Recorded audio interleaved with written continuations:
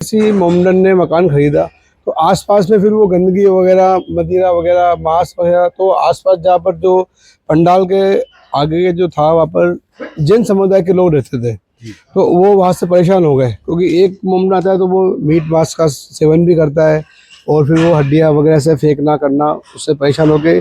जैसे एक ने बेचा, धीरे धीरे दूसरे ने, तीसरे से बेच कर पंडाल रोड की तरफ के तो सारे मकान खाली हो चुके हैं।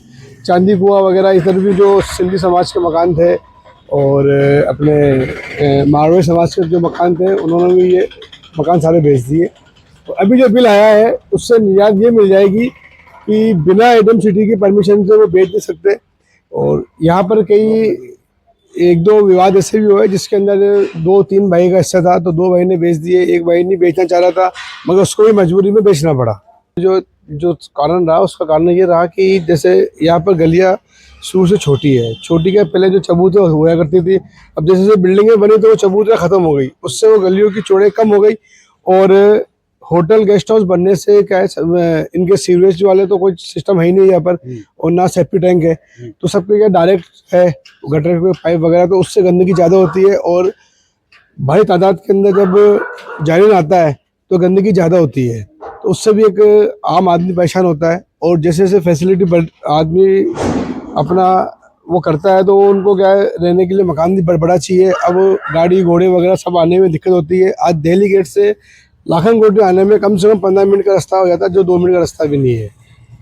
इस कारण से भी लोग वहाँ प्लान कर रहे हैं। और मैं एक बात कहना चाहता हूँ, मैं छोटा सा बचपन मेरा यहीं हुआ है और मैं इसी क्षेत्र का रहने वाला हूँ। आज के 25 साल पहले मैं कहता हूँ इतनी हिंदू आबादी थी कि इस क्षेत्र के अंदर इतना माहौल, होली दिवाली ऐसी बनती थी कि 15-20 दिन पहले तो हमारा माहौल ऐसा बनता था, हाँ त्योहार आ गया।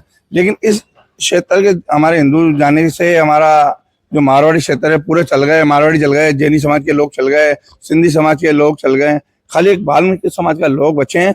उनकी वजह से ये दबे हुए हैं। नहीं तो मैं कहता हूँ वो जाने के बाद तो ये बच्चे कुछ हिंदू है ना, वो भी निकल जाएंगे।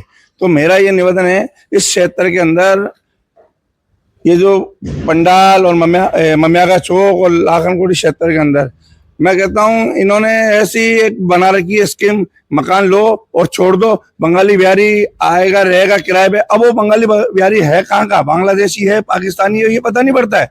जब वो कांड करके चल जाता है ना, जब मालूम पड़ता है कि यार वो व्यक्ति था। पूरे क्षेत्र मंदिर है, हमारे जितने मंदिर थे, आज इस क्षेत्र में 25 से 30 मंदिर थे, आज मुश्किल से 4-5 मंदिर रह गए। क्यों कि उनकी संपत्ति थी, उन्होंने बेच के चल गए। कई मंदिर थी, आरतियां होती थी, घंटे बजते थे। हमारे टाइम में हम छोटे बच्चे थे जब घंटे बजाने जाते थे मंदिर के अंदर, आज वो घंटे सुनने को ही नहीं मिलते हैं। और इसमें मुस्लिम बाहुबल्य लोग या बिल्डिंगें ले लेते हैं, फिर ये फालतू लोग किराएदार को छोड़ते हैं, बिहारी और बंगालियों को। वो इतना कचरा करते हैं, हड्डियां कचरा वगैरह भी। मेरे यहाँ जाके देखो आप, चांदी कुआं पे मंदिर तक को उन्होंने नहीं बख्शा है।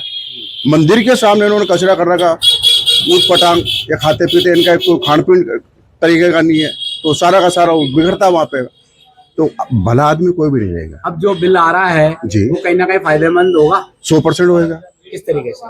कोई इस तरह का कम से कम बिना अनुमति के तो कोई चीज नहीं बिकेगी ना, उसका कोई तो कारण होना चाहिए ना बिकने का। या फिर इन लोगों पे अंकुश लगाया जाए। वो अंकुश ये ऐसा होना चाहिए कि भाई अगर तुम कोई प्रॉपर्टी खरीदते भी हो तो अनोन आदमी को नहीं डालोगे।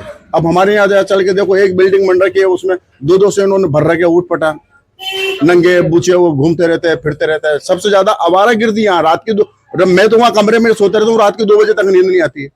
ये पता नहीं इनको नींद आती है नहीं आती है। दिन भर कोई होटल छोड़ के आ रहा, कोई होटल जाके आ रहा, कोई होटल से आ रहा, कोई कब मैं तो होटल पे जा रहा हूँ, बातें करते रहते हैं। मास्क हाँ ये देखो ना, मास्क मेरी मत बोलो आप, ये जाके ना लाइव दिखाओ वहां पर आप। और विशेष करके ना कल पधारो आप संडे के दिन, तो और बच्चे कुछ है वो भी अब इनके भेसे जा रहे हैं, क्योंकि गंदगी इतनी करते हैं ये। लड़ने को 100% उतारू रहते हैं। क्या नाम है? मेरा नाम प्रदीप कुमार चरणाल है।